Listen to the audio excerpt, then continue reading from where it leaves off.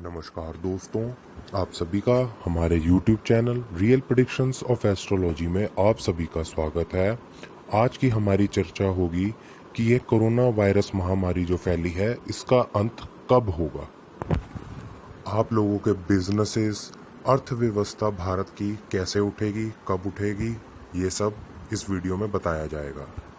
और कौन सा देश वैक्सीन बनाएगा कोरोना वायरस की जिससे वह महामारी का अंत भी हो सके और लोगों पर जो संक्रमण है वो लोग ठीक भी हो सके।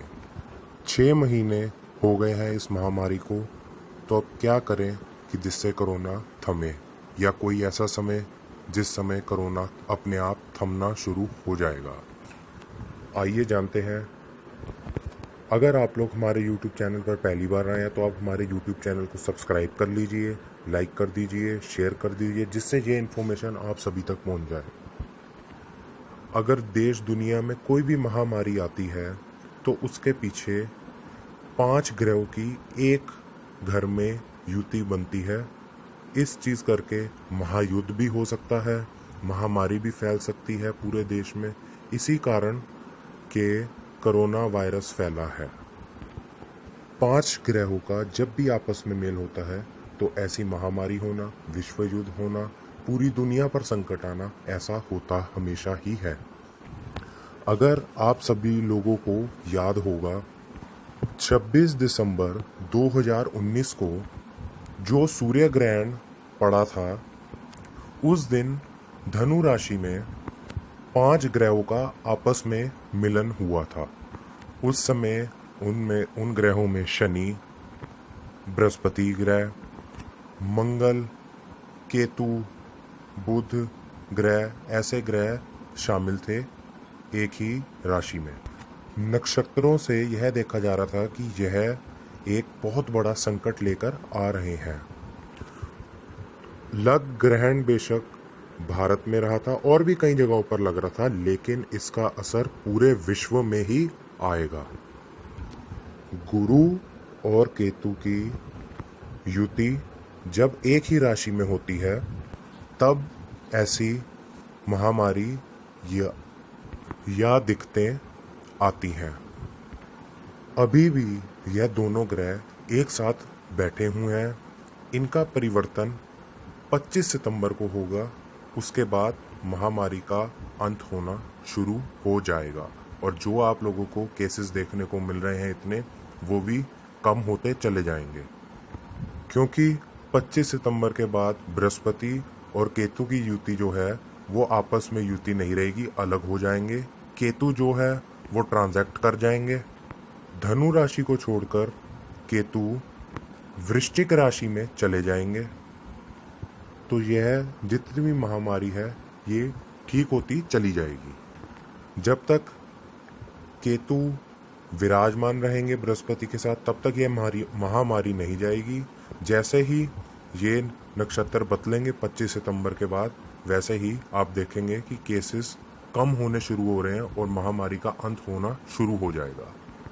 अगर उससे पहले कोई भी वैक्सीन बाजार में आती है या भारत बनाता है, या जैसे आप लोग देख रहे हैं कि रशिया भी वैक्सीन बना रहा है, लेकिन अभी तक कोई रिस्पांस नहीं आया है, तो 25 सितंबर से पहले जितनी भी वैक्सीन वगैरह आएंगी वो कामयाब नहीं रहेंगी। धीरे धीरे यह महामारी 25 सितंबर के बाद पूरे देश और दुनिया से चली जाएगी, लेकिन कुछ समय लगेगा ही लगेगा। अक्टूबर से लेके दिसंबर के बीच में वैक्सीन आने की पूरी संभावनाएं नक्षत्रों के अनुसार दिख रही है। जैसे जैसे केतु का परिवर्तन का समय आगे आगे बढ़ रहा है, डे बाय डे दिन आगे जा रहे हैं, वैसे ही आप देखेंगे आज से, बल्कि अभी से, कि कोरोना वायरस में कमी आनी केसेस में कम होती चली जाएगी। जब तक ये ग्रह की युति और 5 ग्रहों की युति जब समाप्त होनी शुरू हो जाएगी, अपने आप यह महामारी हटती जाएगी। 25 सितंबर के बाद जो भी वैक्सीन आएगी उसका जब इम्तिहान की बारी आएगी उस वैक्सीन की, तो वो उसमें आप देखेंगे सफलता धीरे धीरे करके पाएंगे, जिससे कि वैक्सीन तैयार भी हो जाएगी।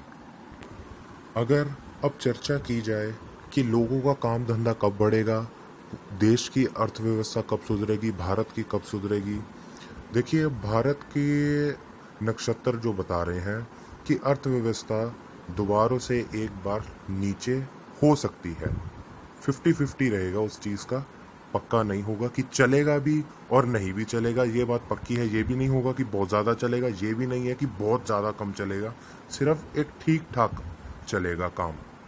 क्योंकि बृहस्पति ग्रह दोबारा से वक्री होंगे, क्योंकि 22 नवंबर को गुरु नीच की राशि में प्रवेश कर रहे हैं, इसलिए अर्थव्यवस्था हिलेगी भी बहुत ज़्यादा, जिसमें आप लोगों के काम भी कम चलेंगे। कम से कम भी आने वाले 6 महीने से 1 साल के बीच में अर्थव्यवस्था जाकर ठीक होगी, जिससे सब लोगों का काम बहुत अच्छा चलेगा और एक अच्छी अर्थव्यवस्था दोबारा से चलनी शुरू हो जाएगी और आप सभी लोगों के काम पटरी पर आ जाएंगे और कुछ ही समय बाद हमारा देश बहुत ही अच्छी तरक्कियों के राह पर पहुंच जाएगा।